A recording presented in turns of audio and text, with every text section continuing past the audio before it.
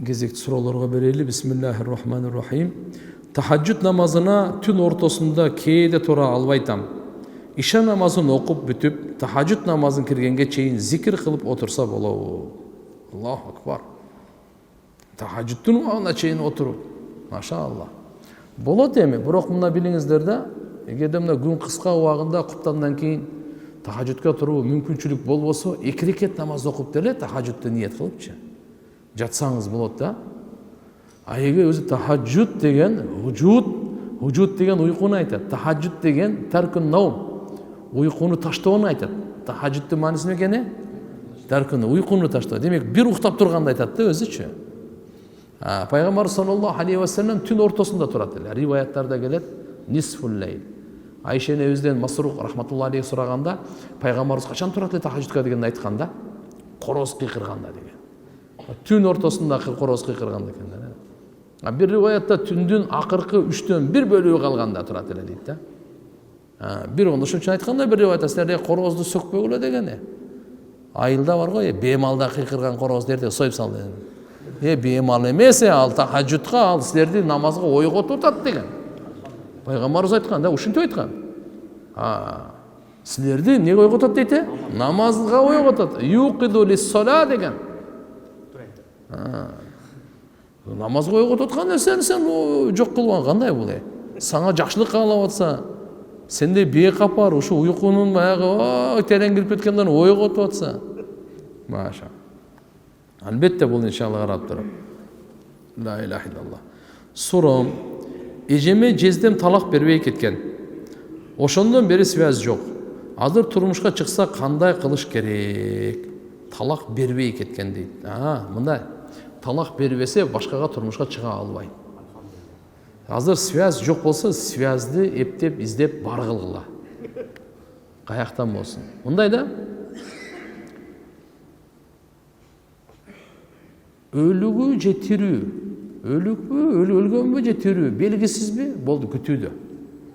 Тирүү болсо тим более күтүүдө да, ал шексиз элечи. Шариятыбыз беркиге чейин берип атат да. Мафкут деп коет муну, жоголуп кеткенди айтат да. Тирүүсү дагы дайыны жок, өлүгү дагы дайыны жок. Не кылсак дейт. Шарият айтат, бизде Ханафи мазхабта күт дейт, болду. Эгерде тирүү болсо, сиз издеңиз дагы, сураштырыңыз, азыр алам алаканда. Азыр кандай экени? Алам алаканда азыр. Ушундай доорго келдик, алам алаканда. Азыр бүгүн азыр Японияда көрө берем, Американда көрө берем, эмне болуп атат, ким каякта жүрөт, бардыгы алам алаканда. Ушундай моментте кандай ана? Ошон үчүн турмушка чыга албайт. Андан алыш керек, талагын алыш керек, уруксатын алыш керек ана. Эгерде Кудай сактасын, дүйнөдө кайтыш болуп кетсе, анда автоматически эле болду. Нике бузулган болот. Иддиясын күтөт дагы чыга берет. Эгер аял киши күйөөсүн нааразы кылып ажырашса, анын кылган амалдары ажырашкандан кийин кылса дагы кабыл болбойбу? Себеби айтылат го, күйөө нааразы болсо аял дозоку деп, дозоку болот деп. Же ал ажырашкандан кийинкиге тиешеси жокпу? Аллаху акбар. Албетте пайгамбар саллаллаху алейхи ва саллям айткан хадистерде көп келет. Кайсы аял күйөөсү ыраазы болгон авалда дүйнөдөн өтсө түз бейишке кирет деген. Сахабалардан өткөнкү сабактарда айтканбыз, канча деген сахабалар келип Шам мамлекеттен көрүп келген, алардын эли христиандардын попторуна сажда кылышат экен. Пайгамбарыбыз сажда кылайын дегенге чейин барып жүргөн. Токто, бул не кылып атасың деп пайгамбарыбыз. Анан айткан, токто, Алладан башкага эч кимге сажда кылса болбойт. Эгерде Алладан башкага сажда кылууга уруксат болгондо, анда мен аялдарга бардыгына буйрук бермекмин, күйөөлөрүнө сажда кылсын депчи. Ушуга чейин даражаны айткандай, мага сажда кылбагыла деп чыгара. Эми кандай болгон чакта дагы мына эгерде нааразы болсо, күйөөсү эмнеден нааразы? Токтоп туруңуз, маселе ушуну караш керек. Алла Таала нааразы болгондон нааразыбы? Же Алла жөнүндө же Алла ыраазы болгондон нааразыбы? Буну караш керек болот тугандар. Эгерде чындап эле күйөөсү баардык укуктарын берип, аткарып атса, дагы деле анан кийин бул нааразы кылып кеткен болсо, анда чатак, ачык эле айтайын анда. Анда чатак ал. Албетте ажырашып кеткенден кийин, азыр мына сиздин айтып аткан сурооңузга кийин ажырашкандан кийин амалдарды кылса деле кабыл болбойбу? Андай жок. Ажырашып кете турган болсо, андан кийин амалдары кабыл болот. Эмне үчүн кабыл болбойт? Кабыл болот ал. Ажырашкандан кийинкиге анын тиешеси жок. Жолдошум талагымды бердим деп айтты эле. 1 жылдан бери катышпайбыз. Нике бузулган болуп эсептелеби? Талагымды бердим деп. Бердим болсо болду. Анда силердин ортоңордо нике жок. Эгерде кайра жашаганга азыр ал тараптагы, силер тараптагы макул болуп кала турган болсоңор, эгерде ушул эле сөздү айткан болсо, жолдошуңуз талагымды бердим деп айткан болсо, кайрадан нике кылып жашасаңар болот. Күбө болсун, кайрадан калың чечилсин, то есть бардыгы махрлары. Имам болуп намаз окуганымда экинчи рекетте саждага кеткенимде окуган зам сүрөнүн акыры сажда аят болсо 3 жолу сажда кыламбы же 2 жолу? Жок, бул жерде өзү 3 жолу сажда болот, бирок анын жолу мындай да. Эгерде ушу сиз айтып аткандай экинчи рекетте сажда аятын сүрөңүздүн акырында сажда аят, мисалы Алак сүрөсүндө, Икра сүрөсүндө акыркы аят сажда да. Биринчи билип коюңуз, сажда аяты туугандар окулганда дагы, укканда дагы сажда важип болот. Ошо мойнуңузда карыз болот, билип коюң. Бул сөз сажда кылыш керек. Намаздын ичинде болсо, намаздын ичинде сажда кылыш керек. А сизде азыр мисалы акыркы экинчи рекеттин акыркы аятында окудуңуз да, анда саждага барасыз дагы, сажда кылыңыз. Отуруп дагы 2 сажда кылсаңыз 3 болобу? Бул туура эмес болуп калса, рүкү кайка кетти. Рүкү жоктон баргансыз да. Буну туура жолу мындай, жакшы угуп алыңыз. Аят саждасын окугандан кийин автоматически саждага барыңыз. Рүкү кылбастан туруп. Аллаху акбар дейсиз дагы барып, 3 жолу субхана роббиял а'ланы айтасыз, кайра туруп кетесиз прямой, түптүз кыямга. Анан бир 3 аят сүрө окуп коюңуз. Кул хуаллаху ахад, Аллаху самад, лам ялид ва лам юлад ва лам якун лаху куфуан ахад. Аллаху акбар деп анан рүкүгө барасыз. Түшүндүңбү? Любой кайсы аят, инна атайнаны билесизби? Кандай болбосун дагы 3 аят окуп коюңуз дагы, анан рүкү, анан саждага барасыз. Эми мындай сүрөт болуп калса, азыр сажда аятын окудуңуз, анда биринчи кайка барабыз?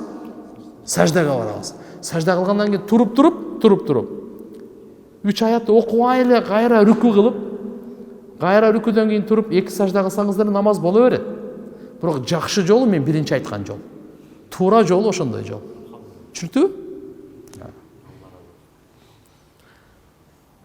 Атам кайтыш болду. Динде көрсөтүлгөн шарттары менен койдук. Эми 1 жыл болду, апам ыйлап атына ихсан кылалы дейт.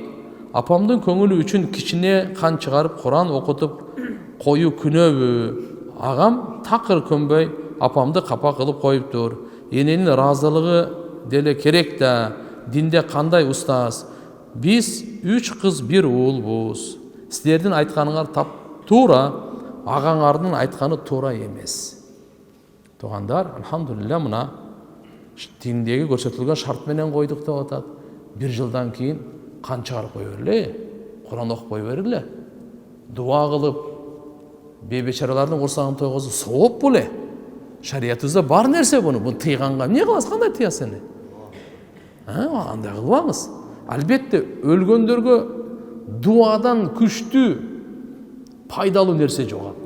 Бул биринчи орунда турат. Кээ бир аалымдардын айтуусу боюнча умрадан дагы, курбанчылыктан дагы, ажылыктан дагы дуанын таасири, дуанын эмеси күчтүү дейт да. Ошон үчүн шама эгерде кичине кан чыгарып, бейбечаралардын көңүлүн алып, аксакалдардын дамылларын алып, Куран окуп, дуа кылып отурган болсо, бул канча пайда? Жөндөн тыюу салып бербеш керек ал. Бул биздеги бар нерсе таксыр. Ошон үчүн тим более апаңыздын көңүлүн оорутпаңыз. Алиша деп кыздын атын койсо болобу? Гуглдон карасам, защищенная Аллахом деп которулат экен. Но мусульманский ат эмес. Шотландиядан келип чыккан дейт. Бирок дагы бир жерде болот деп турат. Сизден сурайын деген, болобу же болбойбу шарият боюнча? Алиша деген бизде ат жок. Өзүңүз айткандай, эгерде Шотландиядан келип турган болсо, кандай от болсо деле, андай койбой эле койгонуңуз жакшы болот. Бүгүнкү күнү Кудайга шүгүр кыргыздын тили бар. Кандай дедиңер? Ошол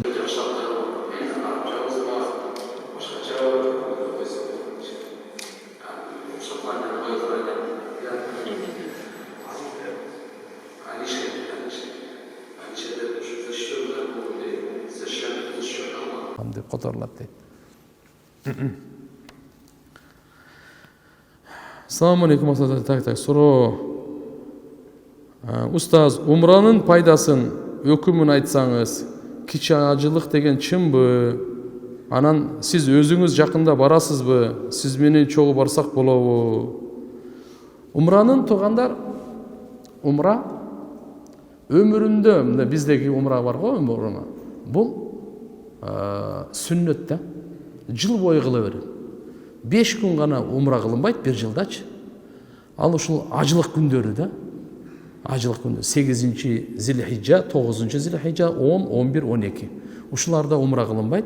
А калган бардык күндөрдө алхамдулилля умра кылсаңыз боло берет. Умранын пайгамбар саллаллаху алейхи ва саллям көп умра кылган. Коштош ажылык фарздын бирле кылган. Умраны көп кылган. 4 жолу айтылынат. Кандай болгон чакта дагы умранын фазилетин пайгамбар саллаллаху алейхи ва саллям айткан. Катар-катар умра кылгандар кайра-кайра. Жакырчылыкты ушундай кырат, кандай чачты устара кыргандай кырат деген да. Бул умраныкы. Бул умрага алхамдулилля, бул жердеги иншалла бул зиярат, Меккени дагы зиярат кылып, Мединаны дагы зиярат кылып, канча деген ыйык жерлерде сахабалар, пайгамбарлар турган жерлерде дуа кылып, ошон үчүн иншалла Кудай кааласа умранын бул сооптор өкүмдөрү сүннөт өкүм туура.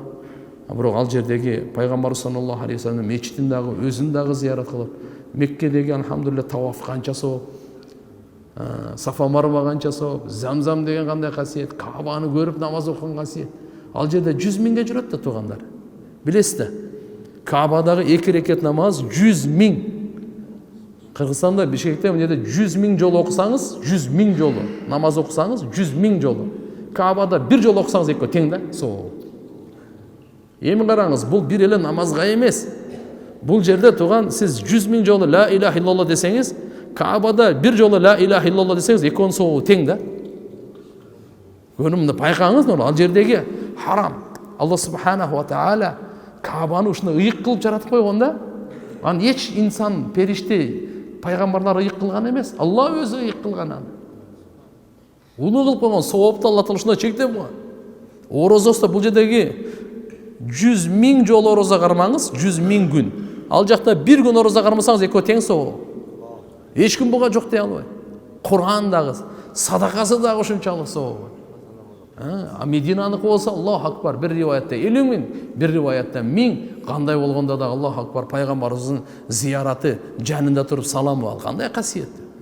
Алла таалам баарыбызга мүмкүнчүлүк берсин. Иншалла жакшы дуа кылып, кичине акчаларды азмас эконом кылып, исрап кылып ар нерсеге сарптай бербей, ошол жака барып, өзүңүз былтыр барып келсеңиз же мурдагы жылы барсаңыз, атаңыздын атына барып коюңуз. Ана мындайда умрачы сөзсүз эле өлгөндөрдүн атынан эмес, тирүүлөргө да умра кылсаңыз болот. Макулбу? Өзүңүзгө дагы, тирүүлөргө дагы умра өтө берет буюрса. Алла таалам баарыбызга товфик берсин. Былтыр канча алхамдулилля мекендештерибиз барып келди. Жылдан жылга иншалла мындай зиярат, буда береке бар. Буда ушундай касиет бар. Алхамдулилля, эч качан сиз коркпоңуз. Дагы мен жакыр болуп калам, ача жок. Алла тааланын бул убадасы, ал жерге барганга Алла өзү чакырган. Мына Каабага келип зияратка келгилесиздер. Угуп турула. Эмне үчүн? Пайдаңарды көргөнгө келгиле. Пайдаңарды алганга келгиле. Руханий пайда дагы, дүнияви пайда дагы бардыгы бар да. Анан мен Кудай кааласа биз деле иншалла буюрса ниет кылып атабыз. Октябрдын бир жарымынан 15-теринен арыгы дейм иншалла биз дагы барабыз буюрса. Албетте иншалла барсаңар болот, эмне үчүн болбойт? Кудай кааласа иншалла. Кимге Кудайым товфик берген болсо. Сиз эмне суроо берейин деп атасызбы?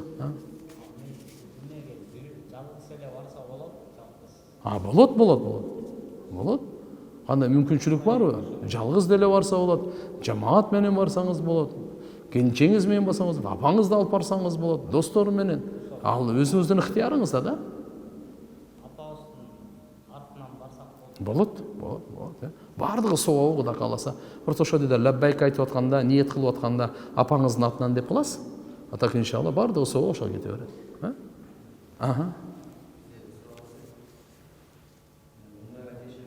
Ne deydi?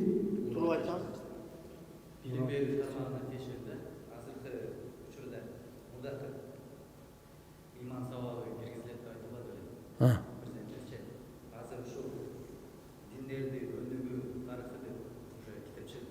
Бул убакка чейин эле мисалы мектептеги окуучуларга мисалы дарвинизм, эволюция деп адам маймундан жараткан ушул убакка чейин үйрөтүп келет да мусулман баласына. Эми азыркы ушу диндердин Таксы сурооңузду берсеңиз кыскараак, нускараак. диндердин өнүгүү тарыхы болгондо жалпы диндерге ошо сиздин көз карашыңыз, ой пикириңиз кандай? Диндер боюнча жалпы мындай. Мусулман баласы бардык диндерден кабардар болуш керек. Христиандар эмнеге ишенет? Буддизмдер, буддаларга эмнеге ишенет? Жөөттөр, еврейлер эмнеге ишенет? Алардын адашкан жери каерде? Булардыкы каерде? Бул жерде каерде? Ислам дини кандай баалуулуктары бар? Аларга кандай жоопторубуз бар? Мусулман адам алхамдулилля ишенимин, амалын дурустаганга негизги басымдуулук мусулман болгондон кийин мусулманчылык исламга болуш керек. Бирок ошолордон дагы үстүртөн кабардар болуш керек. Азыр бесплодие көбөйдү. Аны кайын журтуң түшүнбөйт. Келин төрөбөй жатат деп өздөрүнчө суроо коюшат. 3 жыл болду төрөбөсөң, кетирип башкага үйлөнтөбүз. Баламдын жашы өтүп кетип жатат дешип, жашоодон ушунчалык тажап кээде баарына кайыл болуп кетип калгың келет. Муну бир гана төрөй албай жүргөн аялдар түшүнөт. Бала жасоо биздин колубузда болгондо гана эле. Биз да турмушка чыгаарда төрөйм, бактылуу кылам, ошол семьяны деп чыгабыз. Кызматын кылабыз, сураныч. Кайне эчелерге катуу даават айтып, публикацияга чыгаргылачы. Мени кетирип башка аял алып берсе, анысы деле төрөй албай калса, эмне кылам деп ойлонушпайт. Мен деле билген жокмун да, бала менен сыналарымды дейт. Аллаху акбар. Туура, бизде коомчулукта ушундай бар туугандар. Сиз да туура айтасыз, мындай да, өзү негизи баланы, кызды, уулду Алла берет. Яхабу лима яшау дукура, яхабу лима яшау уната. Сиздер биздер мынакей 50 жыл мурда, 70 жыл мурда уул болуп келерибизди билдик беле? Мына эми көбүнчө мына мечитте отургандарга айтам да. Атак мына ал эми элдерден көрүп аткандар барго. Алар деле кыздар өзүнө суроо берип көрсүнчү ошол. 100 жыл мурда энелер бар 80ге чыккан мынакей сабакка катышып аткандар. Алар биле беле мисалы кыз болуп келер. Туган ким кыз болуп келет, ким уул болуп келет, буну Алла чечет. Анан кийин туган андан дагы маанилүүсү өзү Алла перзент береби, бербейби ал өзү билет. Аракет бизден, адамдан дуа кылуу, баш кошуу, бирок тугандар перзент болуу, болбойбу ал биздин колубузда эмес. Себебин ыктыяр кылыш керек, туура. Ооруп аткан болсо дарылансын, күйөөсү дарылансын. Кээде күйөөнүн тарабында оору болуп калат, кээде аялдын тарабында оору болуп калат, жөнүнө жемелей бербейчи. Анан экинчи нерсе туугандар мындай да, кээ бир үй-бүлөлөрдө эле көргөнбүз бизчи. 10 жылдан кийин балалык болду дейт. 12 жыл, бир жолу укам 14 жылдан кийин болдук дегени да бар. Албетте шарият мына ушундай маселелерде жөн эле бирөөнү алып кетирип жүрбөйт. Мына баягы экинчиге үйлөнүү, шарияттагы маселелер бар го, жөндөн жөн эле эмес да. Аны дагы багып, мисалы кээ бир аялдар чындап ушундай чыгып калышы мүмкүн, төрөбөс. Мен анан буга балалуу болсун деп атат. Мейли, мына шарият экинчини неме дейт, бирок тигини жөндөн жөн эле кетирип жүрүп ал эмне керек, андай болбойт да. Зулумдук кылып, эгерде макул такыр жашабайын деп калсаң да бөлөк кеп келе. Кандай болгон чакта дагы мына кайнене, кайнежелер туура айтат. Биз мындай кылып туруп, алхамдулилlah, баарыбыз дуа кылайлы, садака берейли, Алладан сурайлы, аракет кылайлы, ден соолуктарды дагы бекемдеп, бышыктап, неме кылып дегендей. Анан жөн азыр мына биринчичи, бесплодие көбөйдү деген анча мен ишенбейм алгандай. Бул баардыгы Алла Тааладан болот туугандар. Ошон үчүн истигфарды күчөйтөлү. Кур'ан-ы Каримде айтат, истигфарды күчөйткүлө, юмдидкум би амвали ва банин деген. Не дегени мааниси? Мал мүлкүңөргө да Алла Таалам береке берет, көбөйтүп берет. Жана бала чака дагы депчи. Ошон үчүн истигфардын берекесинен Алла субханаху ва таала перзент берет. Ошо күнөөлөрдү таштап, Алладан кечирим сураганды көбөйткүлө, Кудайым буйрса иншалла. Барды Алладан, эгерде ошондой аракет кылып дагы, ошодон кийин дагы эгерде перзент болбой калса, бул сиздин бактысыздыгыңыздын белгиси эмес. Сизден Алла нааразы болгондун белгиси эмес. Түшүнүктүүбү? Кээ бир аялдар мисалы балалуу болбой калды, аракет кылды, ошо ниет кылды. анан кокусу болбой калса, ал ойлобосун, Алла менен нааразы экен да мен намаз окусам деле Кудайдан сурасам деле берген жок деп кыжалат болбоң. Алла Тааланы билүүчү. Айша энебиз перзенти болгон жок го. Мен дайыма мисал келтирем. Пайгамбар саллаллаху алейхи вассаламдын жубайларынан эң сүйкүмдүүсү, эң жакшы көргөнү, эң күчтүү, эң көп диндин илимин Айша энебиз динден 3/1 берген бизге. Үй бүлөлүктүн бардык мамилелерин өзгөчө, мына ошо күйөөсү менен аялдын ортосундагы мамилелердин Айша энебизден айтылат бардыгы кандайлар. Айша энебиз кандай деген гана. Пайгамбар саллаллаху алейхи вассалам кыз алган, Айша энебиз деле алган, башкаларды андай алган эмес.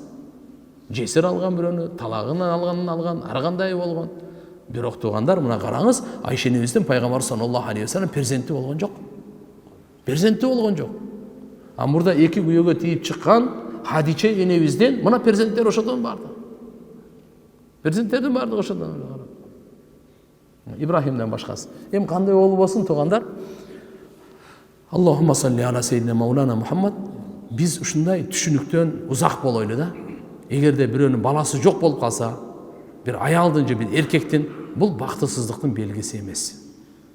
Бул Алланын нааразычылыгынын белгиси эмес. Аракет кылышыбыз керек. Перзенти болуп, пайгамбарыбыз айткан көбөйгүлө деген, үйлөнгүлө, үммөтүмдү көбөйткүлө деген, көп балалуу болгула деген, туура кызыктырган, айткан, кыямат күнү мен үммөтүмдүн көптүгү менен сыймыктанамын деген жерлери туура бардыгы бар.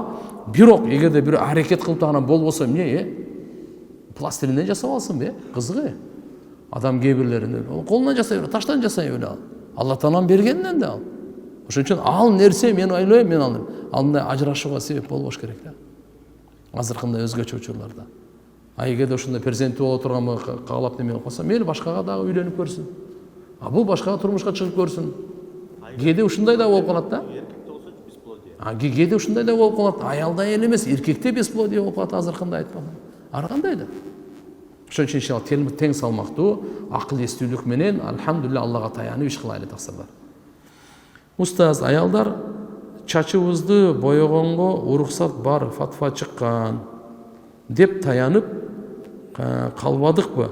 Бирок ойлонткон нерсе, любой краскага боёп алып, ахиретте азабын тартып калбайбызбы дейт. Аллаху. Эми мындай да, чачын боёгонго мейли, бирок кайсы боёктон суу өтсө, ошол боёкко уруксат. Ал чачын боё дагы өзүнүн күйөөсүнө кооздонуу максатында гана болсун, башка болбойт. Анан ал дагы ошол боёк сууну өткөрө турган болсун. Сууну өткөрбөй турган болсо, таратта гусул да өтпөй калат. Анда күнөөкөр болот ал, ачык элечи. Ошон үчүн боёкту дагы жакшынакай тандап, мейли суу өткөрө турганын ошол жерде азыр бүгүнкү изилдөгөн доор оңой эле интернетке кирип таап алса болот, суу өткөрбөй, канча анын бир проценти коюлуктан же болсо башка краскалыктан же болсо өң боёкпу. Кечирилгис күнөө барбы? Кечирилгис күнөө бар. Ширк деп коет. Инналлаха ла ягфиру ан юшрика. Алла Таала ширкти кечирбейт. Аллага шерик кылганды кечирбейт. Калганын бардыгын кечирет. Кимди кааласа. Сизге түшкөн суроом үйлөнүү тууралуу кеңешиңизди сурайын. Ата энем мен жактырып алам деген кызды жактырбай жатат. Туулган жериң, элиң жактырбай. Эгер ошол кызды ала турган болсоң, үйдөн чыгып кет деп жатышат. Эмне кылсам? Мындай, бул жерде ата эненин ою, көңүлү, сөзү дагы эске алыш керек. Ошол эле кезде баланын дагы, кыздын дагы оюн алыш керек туугандар. Бул ушундай бир жакшы кеңеш менен чечилиш керек да. Кээ бир учурларда ата эне баланын, кыздын оюн эч кандай эске албай эле кызды турмушка бере берет. Же балага болду, биз айтканды аласың деп туруп эле чечип коет. Бул дагы туура эмес.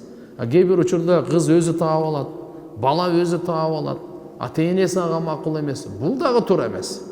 Ошон үчүн иншалла карап туруп, ушу бир атанын балдары болгондон кийин жакшынакай кеңешип, ойлонуп, нар жак бер жактарын тең салмактап дегендей маалымат алып, Алладан сурап, алар дагы кажет намазын окуп көрсүн, истихара намазын окуп турсун. Анан алхамдулилля бир чечимге келсе, эске алып, оюн алып, жакшы болот да. Күйөөм менен жашабай калганыма 1,5 жыл болду. Эми жарашып жашайлы деп жатат. Ортодо 2 кызыбыз бар.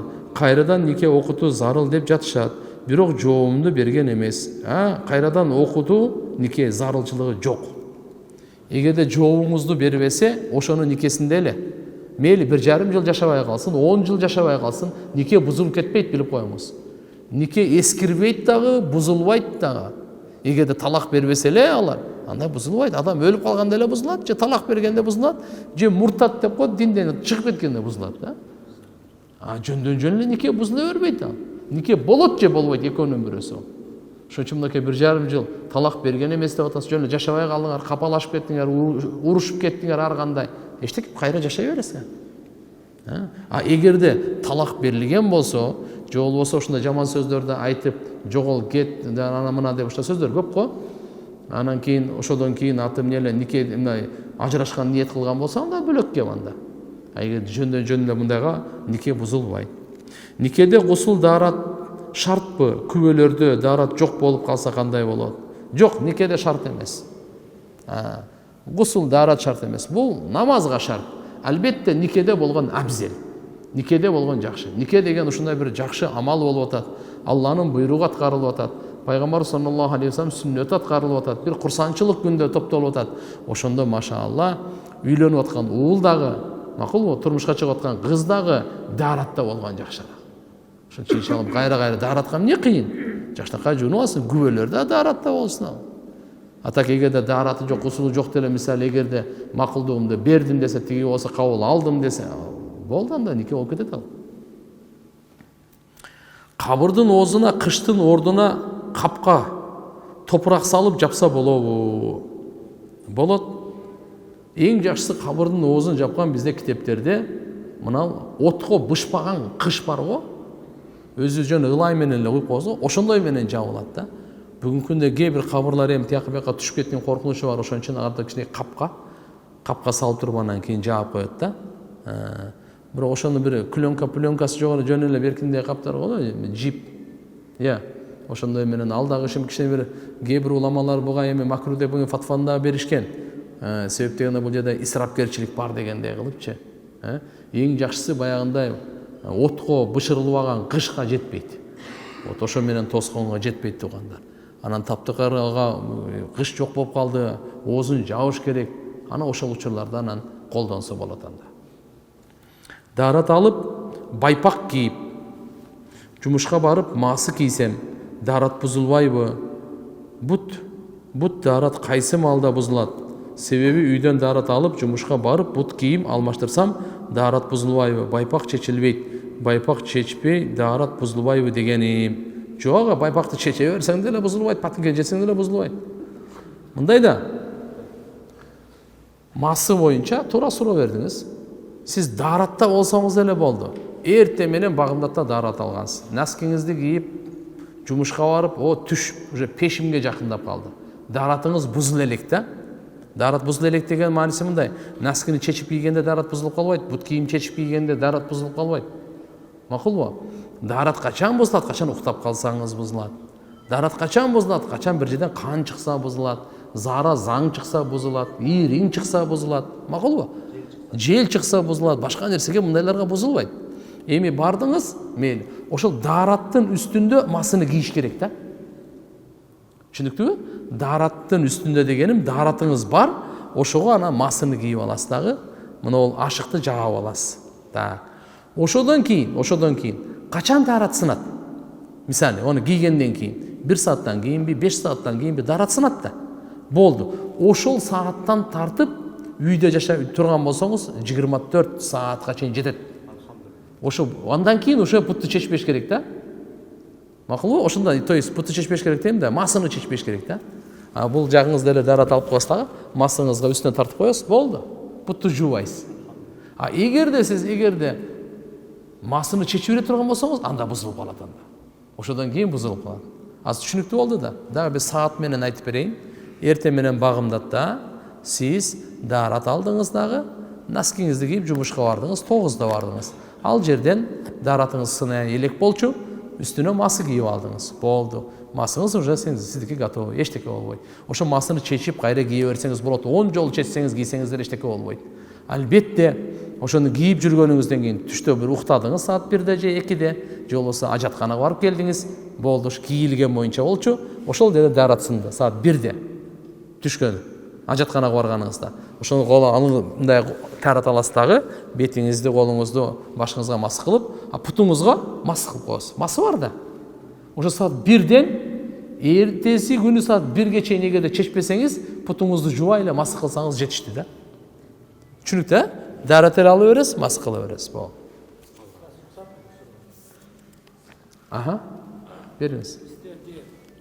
Кечен бир жерден уктук эле, мисалы үчүн мектепте жүргөн кезде бала чактачы кыз менен балага нике кыйылып калат, эгер эки күбө болуп досторуна мен буга тийдим, мен алдым деп койсо нике кыйылып калат деди. Ооба. Анан ошону деген мындай бир жерден уктук, бала ошол кыздарга кимдерге мага нике кыйылып калган болсо ошонун баарына талак деп койсоң ушул жакшыраак болот дедиле да. Канча бардыгын ушундай тийдим анан алдым дей бериптирби? Андай болбосо керек эми, жана чыгарган маселелер го да, эми ойлонуп туруп анан. Анан кыздары жана туруп туруп анан ошентип туруп мага кимге баарына нике кыйлган болсо ошону мага талак деп салды эле да. Анан ошону ойлонуп кайра туруп масуратыбыз ойлонуп кетти. Мен эмне болуп калды буякта. Баарына деп Көрдүңүз, бул мындай да, бул кээде бир жок маселени деле козгойсуңар да. Анан кийин сиз азыр мисалы сиз кимде никеси барына талак дедиңизби, аялыңызга талак түштү анда? Түштү. Никенин чыны дагы чын, тамашасы дагы чын. Талактын дагы чыны дагы чын, тамашасы дагы чын. Түшүндүңүзбү? Ошон үчүн сиз мисалы мектепте качан сиз ошол никени кабыл алдым деп айттыңыз сиз? Мен ошондой болуп калды деп. Жок, мисалы болуп калды, мен күмөн менен өкүм чыкпайт. Ошо сиз бир кыз айттыбы сизге мисалы, мен ошо өзүңүз мектепте эсиңизде болсо керек, же болбосо мен институтта окуп жүргөндө күбөлөрдүн көзүнчө мен сизге тийдим, анан сиз болсо мен кабыл алдым деп ошо болдубу сизге? Болгон эмес да. Зачем күмөндүн үстүндө анан кийин мага кимдин никеси эме болуп калган болсо ошонун баарына талак бердим. Жок нерсени айтып, өзүңүздүн аялыңыздан айырылып отурасыз. Андай кылбаң. Сиз эми кайрадан никеден кыйнап алып. Ошо талак бердим деп өзү. Сиз эмне деп айттыңыз, да кайталаңыз. Кимди мага никеси кыйлган болсо ошонун баарына талак. Болду, все. Уже сиздин аялыңызга талак бар. Ошо сиз андан эме кылып туруп, азыр кайрадан нике кыйып алды. Мен ниетимде мастуратка деген жок эле да. Ниетти карабайт да талак. Ушуну бир нерсени билип койгула тактан. Мен коркутуп койдум, тамашалап койдум. Менде вообще ниет жок болчу. Талак деген сөзгөчү ниет шарият эске албайт. Түшүнүктүбү? Ниет деп ана, мисалы, талак бердиңби? Бүттү. Мен ниетим вообще жок болчу. Ал болбойт ал. Өтпөйт ал. Ниет качан каралат? Качан талак деген сөздү айткан жоксуң. Бирок сен ажырашканды уже ниет кылгансың. Жогол көзүмө көрүнбөй. Жаса дагы башка нерселерди барын айтып турчу, мисалычы. Түшүнүктүбү? Все. Сен кыскасы силердин маселеңерди жакшы сурап алдыңар. Нике кыйдырып алгыла. Будан кийин этияттагыла. Хорошо? Этиятташ керек. Мына башка бардыгы андай тамашалашпай кичине маселелерди тактап алыш керек да. Бирөөдөн уктум эле деп, тигиден уктум эле деп эле ура берсең болбойбу анда. Деди? Актёрдун жана кинодо алдым, тийдим, кабыл болуп кете берет. Эми мындай да. Эркектик го маселе эмес, эркектик мисалы. Тиги аялдын күйөөсү болсо, анда өтпөйт. Себеп дегенде мындай да, анын күйөөсүндө нике бар. 99 жолу тийдим десе деле, аны өтпөйт ал. Түшүнүктүбү? Бирок ал дагы ошондой сөз айткан өзү жакшы эмес. Бирок тигинин күйөөсүндө никеден чыгып башкага айтса ага өтпөйт ал. Бирок бир аял башы бош. Турмушка чыга элек же чыккан, ажырашкан. Кандай болбосун? Ошол күбөлөрдүн алдында мисалы мен сага тийдим деди, тиги алдым деди. Байланып кала берет ал. Тамашалап атса деле, башка болсо деле. Ошон үчүн айтып атам, нике менен талактын чыны дагы чын, тамашасы дагы никене? Все. Тамашасы дагы чын. Суроо берейин дейсизби? Бериң.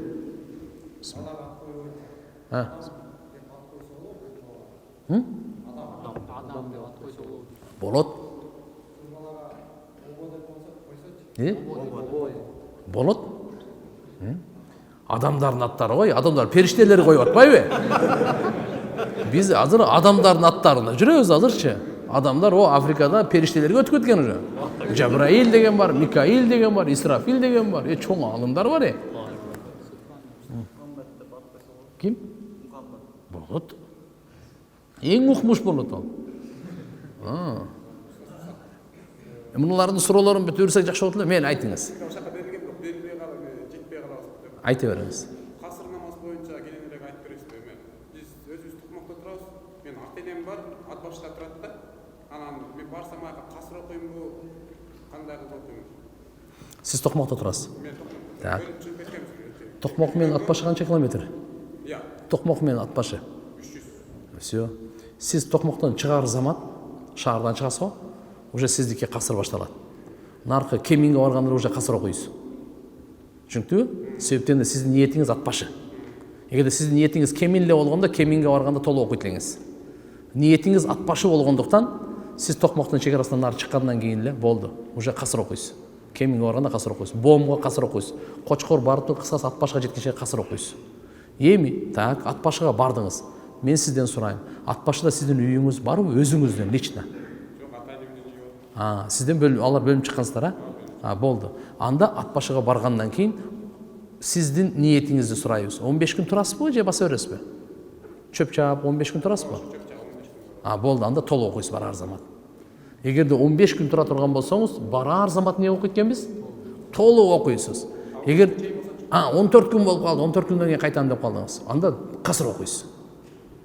Все? 10 күн деп барып, 15 күндөн ашып кете турган болсо, Касыр окуй бересиз.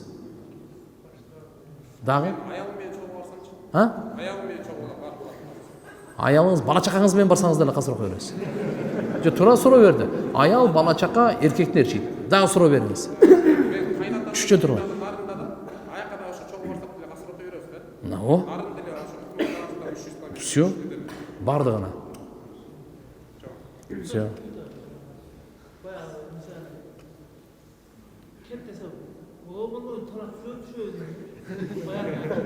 Аялыма урушуп кет десеби, түшпөйт. Эгерде жүрөгүңүздө талак берүү болбосо эле түшпөйт. Бар кет жогал эми, тияка барып келчи бар. Сен деле тажадың, мен деле тажадым деп. Түшпөйт. Ниет кылбасаңар эле түшпөйт. Окуй берели, убакыт болуп барбы? Так, телефонду карап намаз окуса болобу дейт. Болбойт, телефонду карап намаз окуса. Мен күйөөм менен таарынышып жүрөм, 1 жыл болду, ал кетип жогол. Сендей аялым жок деген.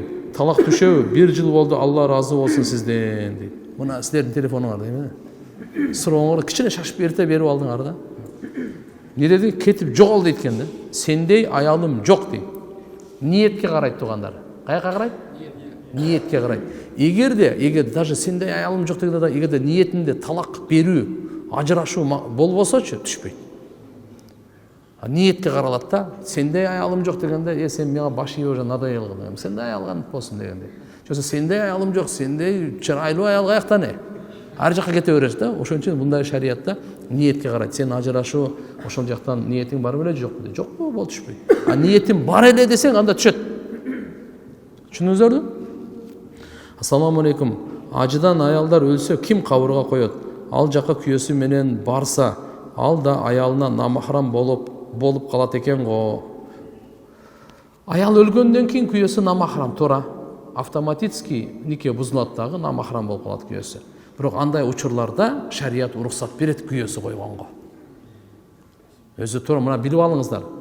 Даже ушул жерде Кыргызстанда деле кайсы күйөөнүн аял өлүп калса, күйөөсү тирүү болсо, күйөөсү койбойт кабырга. Күйөөсү койбойт кабырга. 50 жыл жашаса деле. Түшүндүңүздөрбү? Намахрам болуп калат. Ким коет?